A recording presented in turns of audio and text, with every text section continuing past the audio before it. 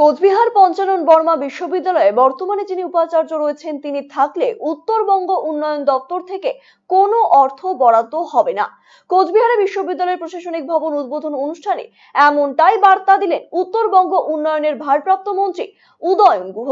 শুক্রবার পঞ্চানন বর্মা বিশ্ববিদ্যালয়ের নতুন প্রশাসনিক ভবনের উদ্বোধন এবং হস্তান্তর ছিল। সেই অনুষ্ঠানে যোগ দিতে উপস্থিত ছিলেন মন্ত্রী উদয়ন গুহ। অভিযোগ, সেই অনুষ্ঠানকে বানচাল করার জন্য চেষ্টাও চালিয়ে গেছেন উপাচার্য নিখিল চন্দ্র রায়। অনুষ্ঠানে অন্যান্য প্রফেসরদের আসতে বাধা দেওয়ার পাশাপাশি ছাত্রছাত্রীদেরও আসতে দেওয়া হয়নি। কোচবিহার প্রেস ক্লাবের সাংবাদিক বৈঠকে উদয়নবাবু জানিয়েছেন, দপ্তরের তরফ থেকে সবাইকে আমন্ত্রণ জানানো হয়েছে, তারপরেও তিনি উপস্থিত হননি।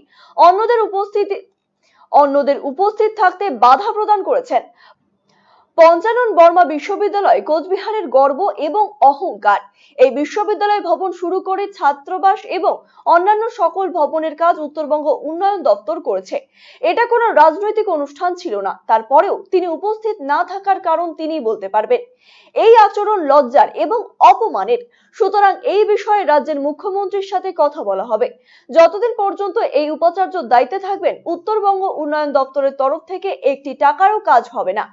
উনি চলে গেলে কাজ শুরু হবে। যদিও এই প্রসঙ্গে উপাচার্যের কোনো বক্তব্য পাওয়া যায়নি। এটা একটা দুঃখজনক, লজ্জাজনক এবং অসৌজন্যবোধের একেবারে বাস্তব উদাহরণ হচ্ছে আজকে এই ঠাকুর পঞ্চানন বর্মা বিশ্ববিদ্যালয়ের উপাচার্য যে ঘটনা করলেন।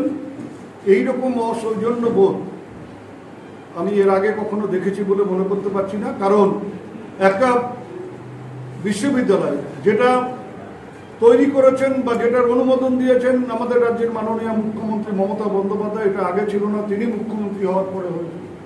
এবং এর যত বিল্ডিং একেবারে যেখানে ক্লাস হয়, ছাত্রছাত্রীদের থাকার হোস্টেল, আজকে যে প্রশাসনিক ভবন হলো, সব হয়েছে উত্তরবঙ্গ উন্নয়ন দপ্তরের আর্থিক অনুষ্ঠিত। সেই ভবনের উদ্বোধনে তিনি নিজে অনুপস্থিত থাকলেন। অনুপস্থিত থাকা শুধু নিজে না, জনে জনে, এমনকি হোস্টেলগুলোতে মেসেজ পাঠিয়ে তিনি ছাত্রছাত্রীদের বলেছেন যে আজকের এই কর্মসূচিতে থাকা যাবে। তিনি সেখানে উপস্থিত না হয়ে যে উদাহরণটা আমাদের সামনে তুলে ধরলেন, কোথাও যদি দেখি গিয়ে যে ওনাকে আমন্ত্রণ জানানো হয়েছে, আমরাও সাথে সাথে ওনার মুখের সামনে ওই মঞ্চ ছেড়ে বেরিয়ে আসবো এবং উনি যে মঞ্চে থাকবেন সেই মঞ্চে একটা উপাচার্য যদি একটা সব অধ্যাপককে, অধ্যাপিকাকে, ছাত্রছাত্রীদের এত সুন্দর একটা ইয়েতে কর্মসূচিতে, ওনার তো বেশি দিন আয়ু নেই, মানে আয়ু নেই মানে ওই চেয়ারে বেশি দিন নেই, যতদিন থাকবে এটা তারপরেই সব কাজ করে দেওয়া হবে।